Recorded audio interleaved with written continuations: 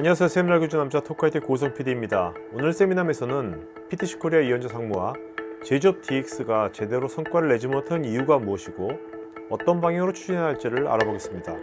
먼저 제조 분야 디지털 트랜스포메이션 프로젝트가 어떤 이슈들이 있는지를 살펴보겠습니다.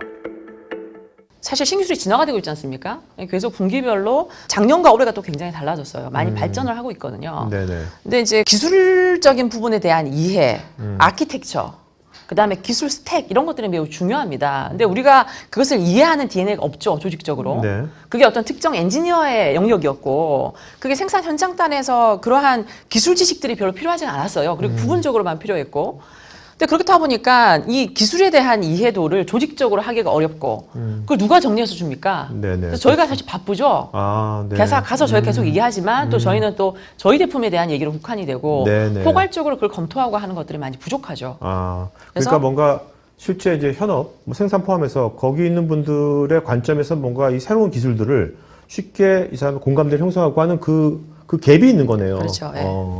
경영진들은 얘기를 하죠. 아니 뭐 스마트 팩토리, 디지털 팩토리 한다고 2, 3년을 시간과 리소스를 네네. 부었는데 네. 나는 달라진 게 없다. 난 뭘 보냐? 난 맨날 똑같은 엑셀 난 보고. 똑같은 거 본다. 그리고 물어보면 뭐 나한테 지금 현재 공장의 뭐 설비의 가동률이 어떻게 되고 지금 어떤 기계가 멈춰 있고 그 이유가 뭐고 그다음에 리소스가 굉장히 효율적으로 지금 배치되어서 운영되고 있는 건지 그게 생산성과 연동되어 있는 건지 네. 판단할 수 있는 게 아무것도 주어지지 않는 거죠.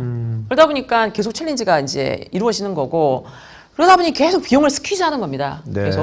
계속 뭐 신기술의 좋은 것들은 값이 비싸죠. 그리고 이렇게 그거를 이렇게 멀티 솔루션으로 결합 솔루션으로 이렇게 융합이 되어야지 우리가 원하는 결과가 나올 텐데. 이 기술 저 기술, 네. 그다음에 뭐 이 장비 저 장비 이렇게 하다 보면 비용이 굉장히 높아집니다. 비용 높아지고 좀 사일로화가 될 것 같은데. 그렇죠. 그리고 결국은 성과와 연동이 안 되는 거죠. 네. 이걸 통해서 뭐 뭘 할 거냐, 뭐가 좋아지는 거냐에 대한 그래서 높은 비용, 높다라고 하는 것은 ROI 관점에서 봐야 될 것 같아요. 네. 그 ROI 관점에서 그 비용을 한 번도 제대로 캘큘레이션 한 적이 없고 그게 보고된 적도 없고 하기 때문에 계속 높은 비용에 이렇게 지금 그 푸시를 받고 있는 상황이죠. 그리고 저 물어봐요. 이제 제조기업에 가서. 왜냐하면 그 스마트 팩토리 얘기 나온 지가 언제입니까? 그렇죠. 가서 물어보죠.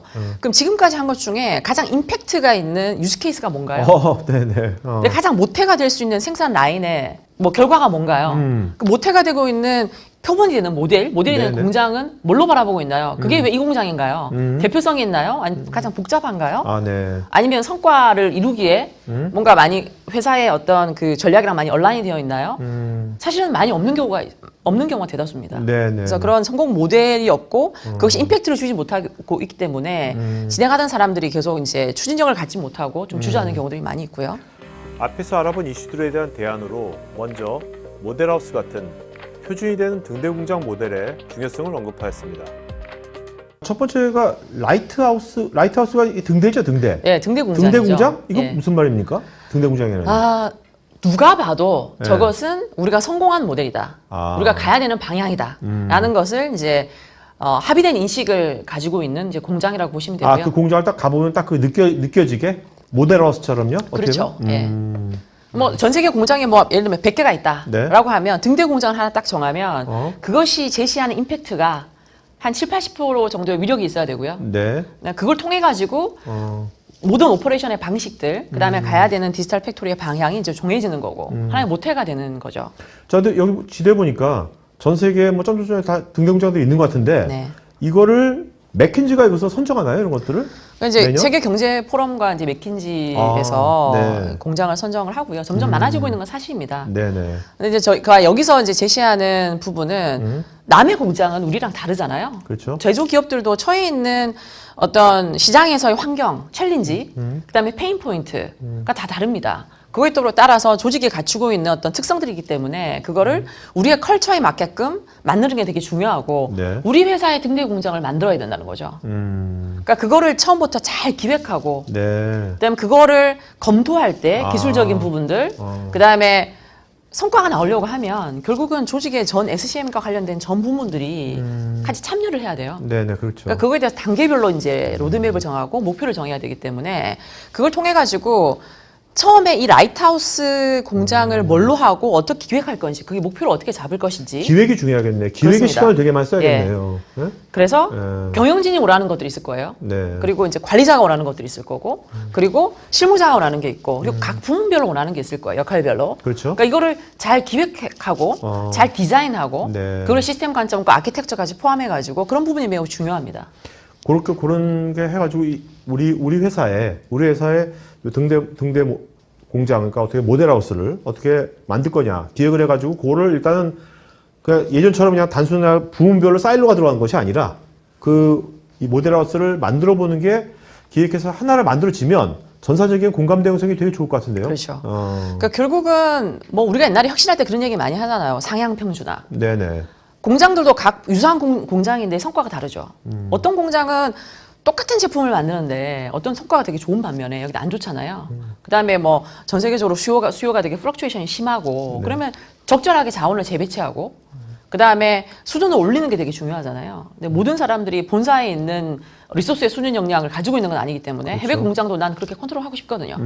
그래서 그거를 그 목표를 정해가지고 그 기획을 잘 만들어서 그걸 가지고 좀 확산해 나가는 거. 네네. 사실은 이것만 잘 만들어지면 확산은 오히려 그럼요. 따라올 수 있는 그렇죠. 거라고 봐요. 그렇죠. 왜냐하면 이거는 굉장히 비저블하잖아요. 그렇죠. 눈에 딱 보이잖아요. 네. 예. 근데 이게 기획이 되게 중요하겠네요. 다음 단계는 추상적이거나 기술의 치우친 목표가 아닌 손익 기반 성과 측정을 위한 KPI들을 설정하는 것이었습니다. 성과라는 게 뭘까요?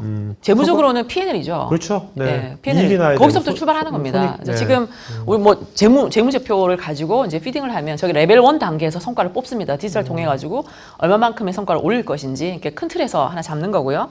근데 레벨 2로 내려오게 되면 전체 밸류체인을 놓고 봅니다. 그래서 디지털을 통해 가지고 가장 그 관통해서 성과가 나올 만한 밸류 스트림을 이렇게 만듭니다. 한 3-4개 정도. 네. 그럼 그 밸류 스트림이 가장 디지털에서 중요한 석세스 패스가 되겠죠. 크리티컬 석세스 패스가 될 거고 그걸 관통하는 KPI를 정합니다. 그 KPI의 현재 수준을 정하고 측정이 안 되는 경우가 많아요. 네, 많아요. 네. 왜냐하면 대부분이 매뉴얼로 관리가 되기 때문에 그리고 그것을 이제 목표 수준을 정합니다. 네. 그래서 그걸 레벨 1에서 정한 성과와 연동을 시키는 거죠. 그래서 결국은 KPI 중심으로 갑니다. 그래서 저희가 지금 가지고 있는 그 템플릿이라고 보시면 되고요. P&L에서 출발을 하죠.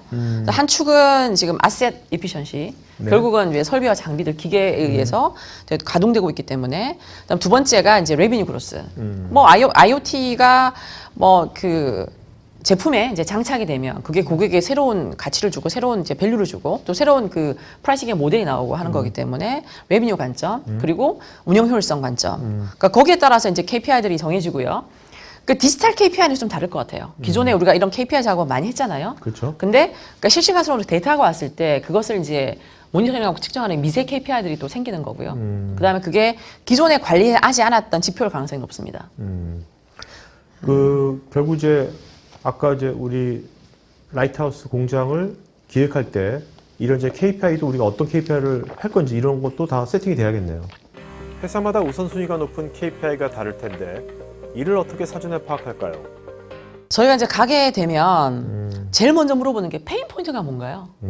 그리고 과거에는 아니었지만 지금 바꾸는 챌린지가 뭐예요? 네네. 그러니까 챌린지는 어떤 그 시장에서부터 오는 시장과 고객 그다음에 경쟁 상황에서 오는 경우가 많이 있고요. 페인 포인트는 고질적으로 가지고 있던 그 네네. 산업의 어떤 이슈들입니다. 해결되지 못했던. 그래서 거기서 출발하는 거야. 그럼 그걸 해결하기 위해서 어떻게 할 건지, 개선해야 될 게 뭔지. 그래서 거기서부터 출발을 하게 되고 그러면 뭘 가지고 이거를 전체 공장을 컨트롤할 건지.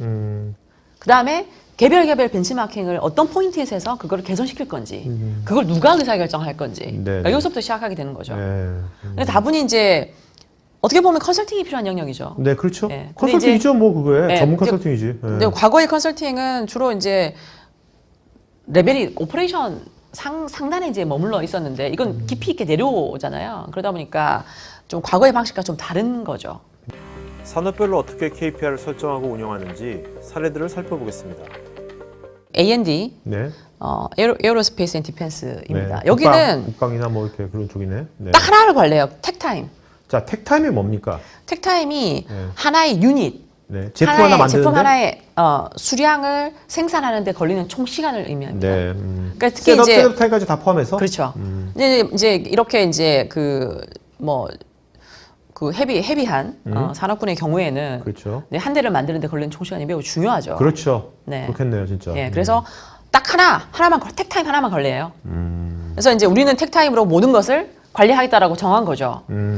여기를 가보면 이거 똑같아요. 이게 통합 KPI가 뜹니다, 이렇게. 네. 현재 상태가 어떤지, 그다음에 이 스테이션 정보, 이 스테이션이라고 하거든요. 그러니까 스테이션 정보들이고 어떤 제품이 생산되고 있는지, 그다음에 진척도가 있고 프로그레스가 있고, 여기 보시면 이제 그 리스크 레벨이 나옵니다. 그러니까 택타임이 과거 인력을 쭉 분석을 해가지고 목표 택타임을 정해요. 근데 개별 이제 계획 택타임이 있고요. 네. 그다음에 현재 진척도를 보고 이제 실행 택타임이 있습니다. 예측을 하는구나. 예측을 하는 거죠. 네. 왜냐면 길잖아요. 오케이. 그리고 거기서 리스크 레벨을 관리를 해요. 리스크 레벨이 이제 그린, 그다음에 오렌지, 그다음에 레드가 있으면 레드는 이제 완전 경고고요. 오렌지는 관리를 더 해야 된다는 거고. 그리고 이제 보면은 뭐 택 어드히어런스가 있어요. 얼마나 이게 택 타임이 잘 준수되고 있는지에 대한 것들. 네. 그러니까 요걸 가지고 이제 현재 진척 사항을 관리를 하고 이제 미래 퓨처를 이제 예측을 하고 거기에 따라서 이제 매니징을 해 나가는 거고요. 여기가 스테이션이잖아요, 이렇게. 네네. 네, 스테이션이고 요거는 이제 그린 거예요. 그리고 여기 이제 각각의 이제 설비들이잖아요. 설비를 누르면 요 값이 바뀝니다. 아이씨. 예, 비슷한 패턴이죠. 네. 예, 아마 이제 저희도 이런 방향으로 대시보드가 갈 거라고 봐요. 진짜 이런 국방 쪽 같은 중공업 쪽은 사실 장비 하나 만드는데 굉장히 시간이 오래 걸리고 중요하잖아요. 예. 그런 거 할 때 이런 정말 위험도에 대한 예측 같은 것이 되게 중요할 것 같아요. 그렇죠. 거의 다 만들었는데 문제가 있어. 어떻게 할 거야 지금? 제가 지금 보시는 거는 칼스버그 사례고요. 네. 칼스버그가 2018년에 저희 띵목스를 가지고 시작해서 지금 20개가 넘는 공장에 지금 그 확산이 되어 있고요. 저희가 초기 단계부터 아까 말씀드렸던 밸류 드리븐으로 등대 공장을 만들어서 네. 좀 저희가 성공적으로 이렇게 만들어 놓은 사례라고 말씀드릴 수 있고요. 맨 처음에 들어가면 국가별로 플랜트들이 이렇게 쭉 나와요. 네네. 그래서 이렇게 국기가 이렇게 나와 있는 거죠. 그래서 각 공장들을 이렇게 누르면 해당 공장으로 가는 거고요. 네. 근데 이제 제가 이제 좀 스킵을 했는데 여기서의 목표는 OE예요. OE. 네. 이제 자산 효율성이죠. OE 효율성이고 왜냐하면 이제 그 맥주를 생각을 해보면 포장재가 이렇게 구성이 되어 있잖아요. 캔도 있고, 그다음에 이제 뭐 병도 있고, 그렇죠. 그다음에 이제 페트병도 있고, 그게 이제 그 포장재별로의 성과가 너무 다른 거예요. 근데 그거를 상향 편준화하려고 하는 게 이제 목표였습니다. 네네. 그래서 OE를 전체 글로벌 공장을 묶어서 보는 겁니다. 그러니까 공장별로 수치를 이제 비교하면서 배치마킹을 하고 성과를 향상시키는. 그래서 OE 중심으로 지금 네네. 구성된 디지털 팩토리라고 볼 수가 있습니다. 그래서 보면 이게 지금 병이잖아요. 네.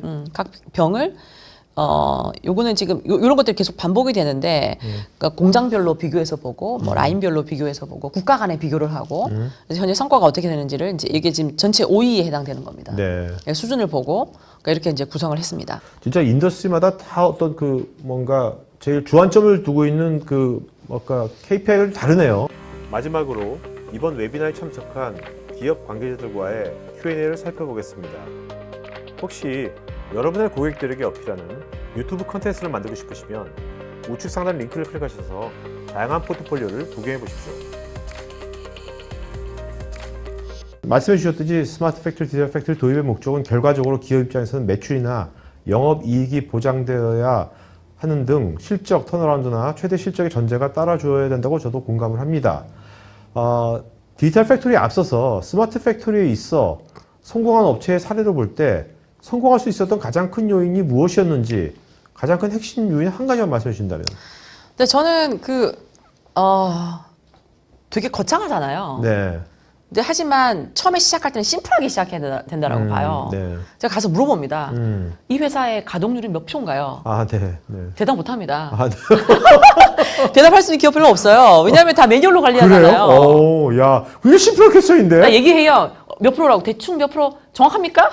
정확할 리가 없죠. 네. 그러면은 거기서부터 출발하는 거예요. 네. 그래서 저는 아셋의 그 효율은 매우 중요하잖아요. 그게 공통적인 제조업의 본질이잖아요. 네. 그것이. 그래서 OE부터 시작하는 게 저는 맞다라고 생각을 하고 있고 복잡하면 복잡할수록 이해가 잘 안 돼요. 네네. 관리가 하기도 어렵고 오케이. 네. 반발도 심하고 큰 것부터. 네.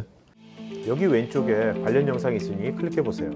제가 진행하는 테크 전문 방송 토크IT에서 하는 토크형 웨비나에 한번 참여해보시면 어떨까요? 구글에서 한글로 토크IT 치시거나 우측 상단 링크를 클릭하시면 됩니다. 여러분의 좋아요와 구독은 지속적인 컨텐츠 제작에 큰 힘이 됩니다.